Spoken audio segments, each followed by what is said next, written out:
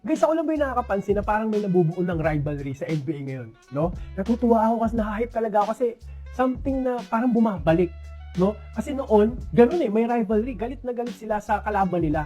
No, hindi sila friends. Unlike nung itong recent na decade na parang magkakaibigan sila lahat, tapos pag hindi sila nakaka-champion, nagkakampi-kampi sila. Sorry, no? Parang hindi ko yata gusto yun. Ako lang naman, personally, parang mas gusto ko yung old school, no? Na si Jordan, no? Galit sila kala Karl Malone, no? Yung Bad Boys Pistons, galit din kila Jordan, no?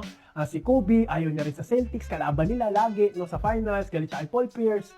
Kasi for me, parang mas intense no? Katulad nitong dalawang to, mula noon, bata pa sila, nag-umpisa na yung rivalry nila Tapos lalo na pang motivate ngayon si Wemby kasi may ring na, may championship na si Chet Holmgren. Tapos siya, parang gusto niya pang habulin, syempre matalo niya, lalo na this season. And parang pwede maganda yung laban nila this season kasi may mga kakampi na siya, may supporting cast na siya na pwedeng tumalo sa OKC. Ito pa rin sinabi niya, nung recent na panalo nila against OKC para sa NBA Cup. So sinabi niya, I'm glad to be a part of something that's growing to be so beautiful. Pure and ethical basketball. Parang suntok talaga to sa OKC. No, parang pinamumukha niya sa OKC na yung laro ninyo, yung the way ng laro ninyo na nagpa-flop, nagpapa-foul, nag-debate ng foul, no? Free throw merchant, napaka-boring, is pangit na basketball. Kaya lalong nahahype ako. Natutuwa ako ngayon, may chance na bumalik na yung dati. No?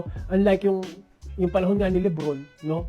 And kayo ba? Ano ba masasabi niyo? Parehas ba tayo na gusto rin ng rivalry, na mas intense na laban, no? Kasi parang mas intense na yung collegiate basketball kaysa sa NBA. Ano ba masasabi niyo? I-comment niyo nga dyan kung mas okay yung ganito, pag-usapan natin.